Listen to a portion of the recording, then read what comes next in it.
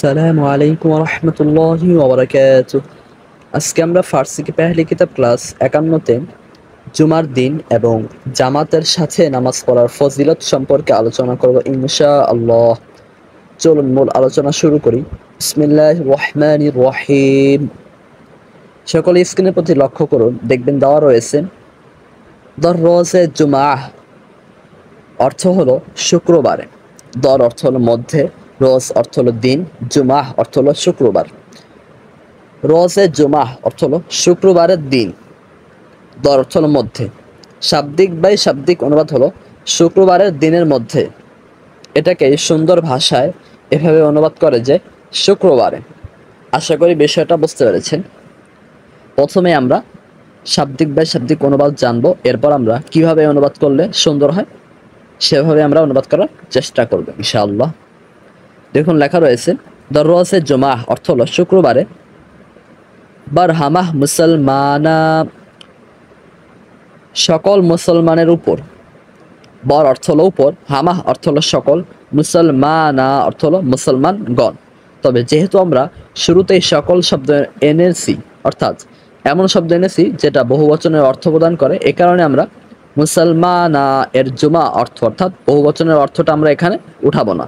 কেননা নিয়ম আছে, বহুবচন শব্দের শুরুতে যদি এমন কোনো শব্দ থাকে যে শব্দটা বহুবচনের অর্থ প্রদান করে, তাহলে এমন অবস্থায় বহুবচনের অর্থ অনুবাদের ক্ষেত্রে উঠানোর প্রয়োজন হয় না। উঠালে অনুবাদের যে সৌন্দর্য রয়েছে সেই সৌন্দর্যটা নষ্ট হয়ে যায়, তবে বাক্য বিশুদ্ধ হবে, এতে কোনো সমস্যা নেই। অর্থাৎ বাক্য দ্বারা উদ্দেশ্যে আমার অনুবাদ বিশুদ্ধ হবে। আর এখানে মুসলমানা, এটা যেহেতু জুমা, এর পূর্বে যেহেতু এমন শব্দ অর্থাৎ হামাহ এসেছে যেটা বহুবচনের অর্থ প্রদান করে, এই কারণে আমরা মুসলমানা এর বহুবচনের অর্থ উঠাবো না, অর্থাৎ ওয়াহেদের অর্থ উঠাবো। আশা করি বিষয়টা বুঝতে পেরেছেন। বর অর্থ হলো উপর, হামাহ মুসলমানা অর্থ হলো সমস্ত মুসলমানের। বর হামাহ মুসলমানা অর্থ হলো সমস্ত মুসলমানের উপর। বর অর্থ হলো উপর, হামাহ অর্থ হলো সমস্ত, মুসলমানা অর্থ হলো মুসলমান গণ। কিন্তু অনুবাদের সময় আমরা অনুবাদ করব সমস্ত মুসলমানের উপর। সেহ চিজ, তিনটি জিনিস। সেহ অর্থ হলো তিনটি, চিজ অর্থ হলো জিনিস। সে অর্থ হলো তিন, তবে এখানে আমরা টি উঠাবো, নতুবা অনুবাদটা সুন্দর হয় না। সকল মুসলমানের উপর শুক্রবারে তিন জিনিস, কেমন লাগে না? এ কারণে আমরা টি উঠাবো, তিনটি জিনিস ওয়াজিব আছে, ওয়াজিব। তাহলে পুরো বাক্যের অর্থ হলো এই যে দররোজে জুমাহ শুক্রবারে, বরহামাহ মুসলমানা সমস্ত মুসলমানের উপর বা সকল মুসলমানের উপর, সেহ চিজ ওয়াজিব আছে তিনটি জিনিস ওয়াজিব। গোসল নমুদান, এক নম্বর হলো গোসল করা। এখানে এবারতের মধ্যে এক নম্বর নেই, আমি আপনাদের বোঝার সুবিধার্থে বলতেছি। গোসল নমুদান অর্থ হলো গোসল করা, গোসল অর্থ হলো গোসল, নমুদান অর্থ হলো করা। এরপর দেখুন লেখা রয়েছে মিসওয়াক করদান। আসলে ওই যে আমি আপনার ওই যে কাফের যে মাথাটা রয়েছে সেটা ছবি তোলার সময় স্পষ্ট উঠাতে আমার খেয়াল ছিল না, তাই ওটা যে আপনার লেখা রয়েছে মিম সিন ওয়াও আলিফের পরে যেটা যে হরফটা রয়েছে সেটা লাম নয়, সেটা হলো কাফ। তাহলে এমত অবস্থায় উচ্চারণ হবে এরকম যে মেসওয়াক করদান। তাহলে আমরা বুঝতে পারলাম মেসওয়াক অর্থ হলো মেসওয়াক, করদান অর্থ হলো করা। পুরো মেসওয়াক করদান এতটুকু অনুবাদ হলো মেসওয়াক করা। তাহলে আমরা জানতে পারলাম শুক্রবারে সমস্ত মুসলমানের উপর তিনটা জিনিস ওয়াজিব, তার মধ্যে থেকে আমাদের দুইটা জানা হয়ে গেছে। এখন আমরা সর্বশেষ যে জিনিসটা সমস্ত মুসলমানের উপর ওয়াজিব সেটা নিয়ে আলোচনা করব, সেটা হলো খুশবু মালিদান। খুশবু অর্থ হলো সুগন্ধি, মালিদান অর্থ হলো ব্যবহার করা। তাহলে শুক্রবারে সকল মুসলমানের উপর তিনটি জিনিস ওয়াজিব। এক নম্বর হলো গোসল করা, দুই নম্বর মিসওয়াক করা, তিন নম্বর সুগন্ধি ব্যবহার করা।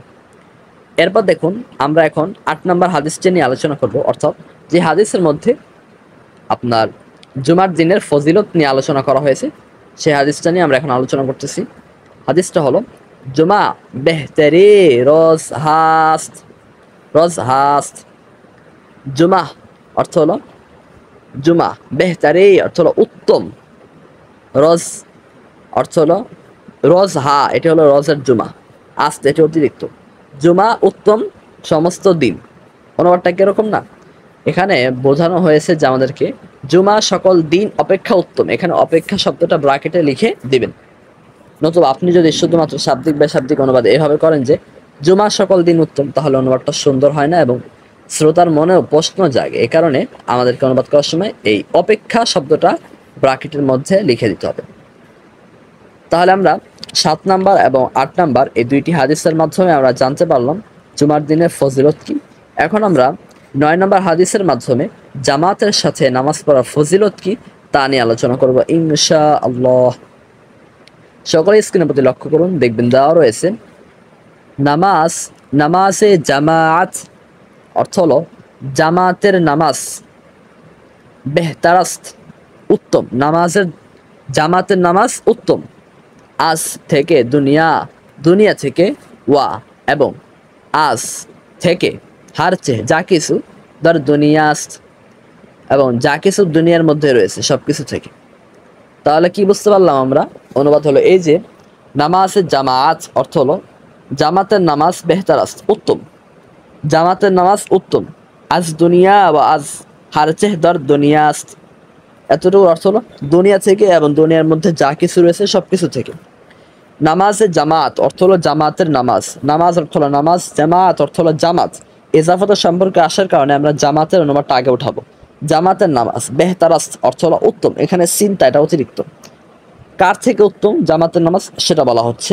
আজ দুনিয়া থেকে জামাতের নামাজ উত্তম, এরপর আরেকটা থেকেও জামাতের নামাজ উত্তম, এখন সেটা সম্পর্কে বলা হচ্ছে। তা হলো ওয়া এবং আজ হারচে এবং যা কিছু রয়েছে ধর দুনিয়ার মধ্যে সেগুলোর থেকেও উত্তম। এই যে এই আজের অনুবাদ ওঠানোর জন্য আমাদেরকে ব্র্যাকেট দিয়ে লিখতে হবে সেগুলো, নয়তো আপনি আজের অনুবাদ ওঠাতে পারছেন না দ্বিতীয়টার ক্ষেত্রে।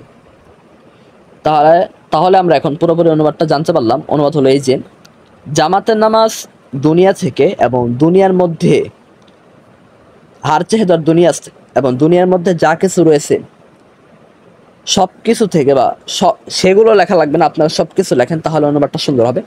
সব কিছুর থেকে উত্তম, এই সব কিছু কথাটা এখানে ব্র্যাকেটে লিখবেন। আশা করি এই দুইটি হাদিসের অর্থ আপনারা বুঝতে পেরেছেন।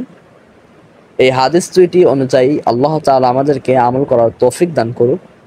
আশা করি আজকের এই ক্লাসটি আপনারা বুঝতে পেরেছেন। এরপরে যদি কোনো সমস্যা থেকে থাকে আপনাদের মনে, অবশ্যই আপনারা আমাদেরকে তা কমেন্টে জানাবেন। আমরা ইনশাআল্লাহ আপনাদের প্রশ্নের উত্তর দেওয়ার যথাযথ চেষ্টা করব। আজকের মতো আমরা আমাদের ক্লাস এখানে শেষ করতেছি। আসসালামু আলাইকুম ওয়া রাহমাতুল্লাহি ওয়া বারাকাতুহু।